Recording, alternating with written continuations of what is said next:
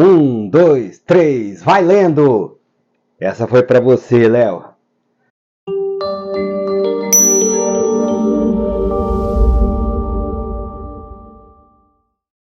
Bom dia, boa tarde, boa noite. Sejam todos muito bem-vindos ao canal Mais Livros, Mais Livres. O livro que eu trago para vocês hoje é um clássico da literatura brasileira chamado Olhai os Lírios do Campo, de autoria de Érico Veríssimo. Eu começo te dizendo que a estrutura narrativa do texto ela tem uma estrutura temporal meio indefinida. Ele fica indo e voltando ao longo do tempo. Ele vai para o passado, ele vai para o presente, e assim vai se desenrolando a trama. O livro começa, então, com as lembranças do Eugênio, que é o personagem principal, relembrando como é que era a infância muito pobre dele. O pai dele era alfaiate, a mãe era dona de casa, eles viviam numa casa paupérrima. Ele tinha um irmão chamado Ernesto, viviam os quatro muito modestamente. Esse fato fazia com que Eugênio fosse alvo frequente de várias gozações entre os colegas da escola, inclusive por causa dos fundilhos da calça que estavam rasgados. Foi uma que criou assim, um trauma incrível nele.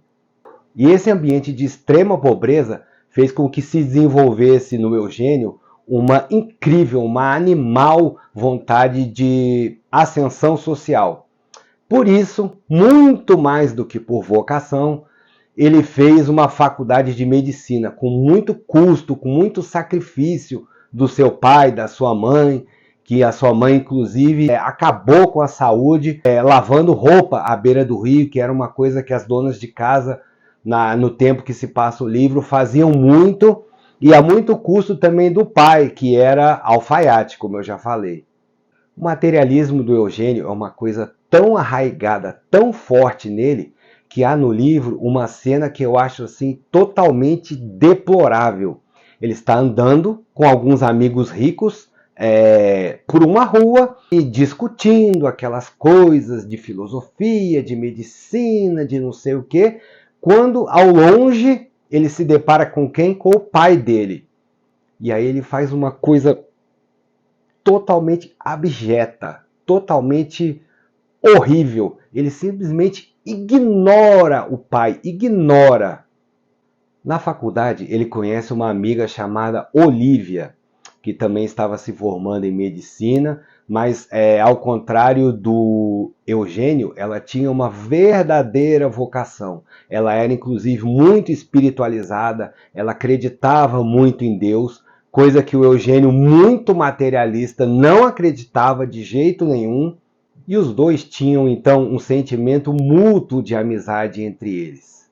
E como não poderia deixar de ser, a amizade deles evoluiu para um caso amoroso. Eles começaram a namorar, eles começaram a se relacionar.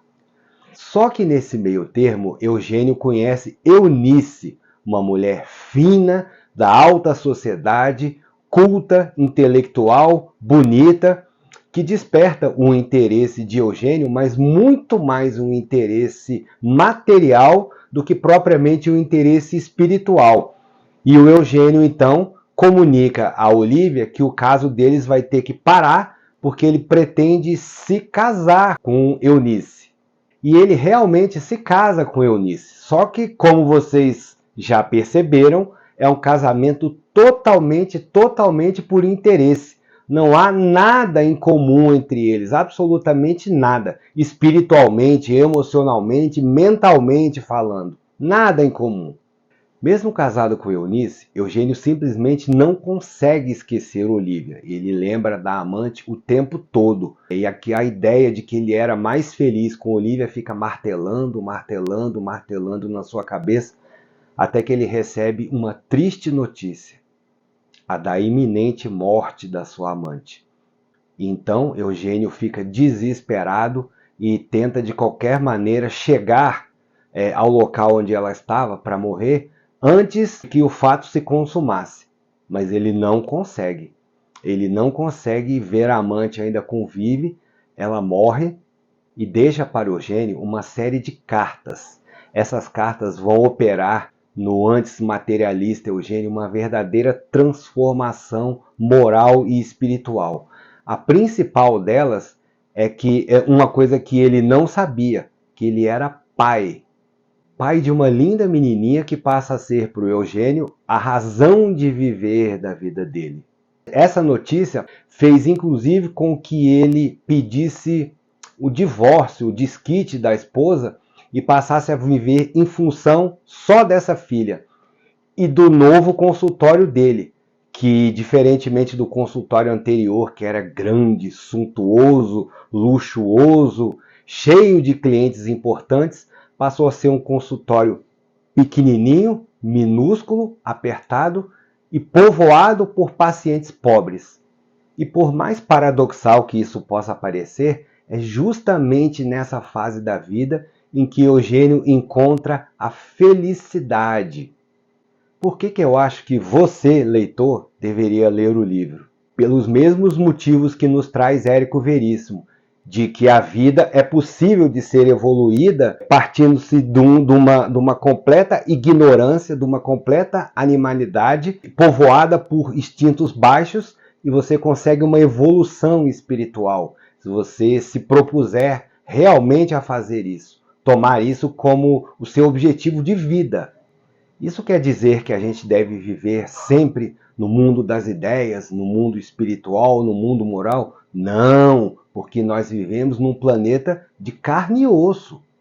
E por que eu deixei para falar isso já no final do vídeo? Porque ao longo da trajetória de Eugênio, há um personagem que serve como anjo da guarda dele, como inclusive contraponto às ideias dele, chamado Dr. Seixas. Está sempre trazendo ele para a realidade, para a realidade, para a realidade. No frigir dos ovos, fugindo um pouquinho da visão talvez um pouco romântica do Érico Veríssimo, a gente chega à conclusão, como sempre, mais uma vez, como já dizia Sócrates. Não esse Sócrates, o filósofo. Como diria Sócrates, a virtude está no meio. Ou seja, é possível levar uma vida material sem ser materialista, se preocupando mais, mas não exclusivamente, com as coisas do espírito, da moral, dos sentimentos elevados. Se você gostou do vídeo, deixe seu comentário aqui, deixe seu like e até a próxima. Um abraço, fiquem com Deus.